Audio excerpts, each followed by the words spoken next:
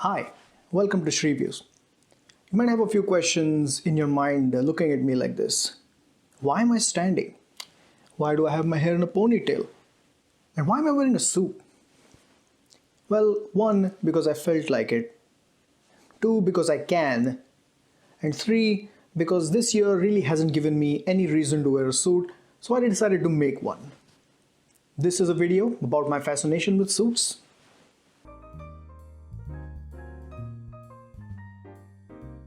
A lot of my fascination with suits stems from my childhood. Now, growing up, you see a lot of suit-clad characters on media. You see heroes like James Bond wearing the tuxedo. You see villains like the G-Man from Half-Life in his bureaucratic blue suit. You see anti-heroes like Kazuma Kiryu from the Yakuza series, or my personal favorite, Tony Montana, Scarface. Now, in the movie Scarface, Al Pacino wears a lot of great suits, but the one that I remember the most is the iconic white suit with the red shirt and the gold Cuban links. I feel like that suit really brings up the bombastic, over-the-top character of Tony Montana. It really brings it all together. Sometimes I feel like I had a suit like that and I wish I could wear it, but I don't think I could pull it off. And that's because that outfit needs a level of confidence and swagger that I don't think I've reached yet. Now, of course, I don't want a bunch of people looking at me and saying, well, that just doesn't suit you. A side note on the phrase, it doesn't suit you. It has so much to do with how other people see you. And especially when you're a teenager or adolescent, this phrase is very important, very on top of your mind. You see, in those years, you're at the intersection of trying to find your identity, your sense of self, and trying to fit in with a group, trying to find your tribe, trying to find people with common interests as yourself. And in between those two things, you try to do different things in order to satisfy both of those aspects. You try to find different clothes, different music, different catchphrases or turns of phrase, different stylistic choices, while constantly being told, hey, this suits you, and hey, this doesn't suit you, just because of who you are and where you came from. Now, how you react to that, either by sticking to your guns and sticking to your choices or going back to the things that other people say suit you, really forms the core of your identity as you grow into adulthood. But I digress. Now, going back to suits, another reason I'm so fascinated by them is that I didn't have a suit growing up. I, in fact, only got a suit just 4 years ago when I was 24. And of course, it makes sense not to have a suit as a child growing up in India because suits are expensive, they're bespoke. You can't just buy a suit or get a suit made for a child who's going to grow out of it in a year. And also, other things make more sense, like Indian traditional wear make more sense because there's going to be a lot more occasions to wear them, a lot more reasons to wear an Indian festive kind of a garb. But I did always gravitate towards the idea of wearing a suit or having a suit because as a child growing up, I saw a lot of adults wearing one. You saw your traditional suit and tie, you saw tuxedo, which was rare. You saw the Indo-Western hybrid of wearing a blazer or suit jacket over a dhoti, traditional Indian wear. And you also saw something called a safari suit or a safari. Now that's, as the name suggests, it was something that I guess British people wore during safaris. It had half sleeves and 4 pockets. I remember clear as day because it was a mainstay of like middle-aged to older people in the 90s, and it is very rare to find someone wearing a safari these days.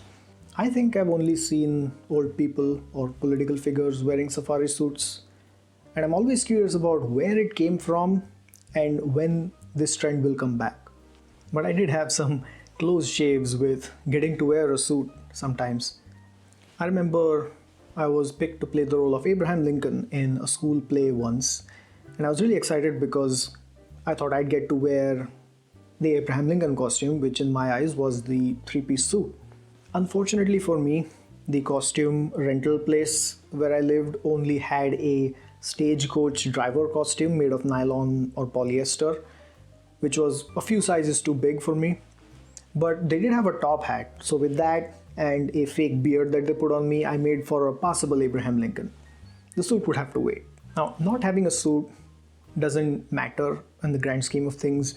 in 99% of social situations, because you can go without wearing a suit and you'll be just fine. For example, in college, there used to be something called tie day where you have to wear tie to class, and some people took it up a notch by wearing a full suit. That's neither here nor there.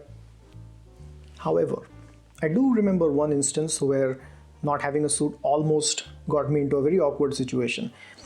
I was new to the US at the time, and I was invited to a family reception, wedding reception.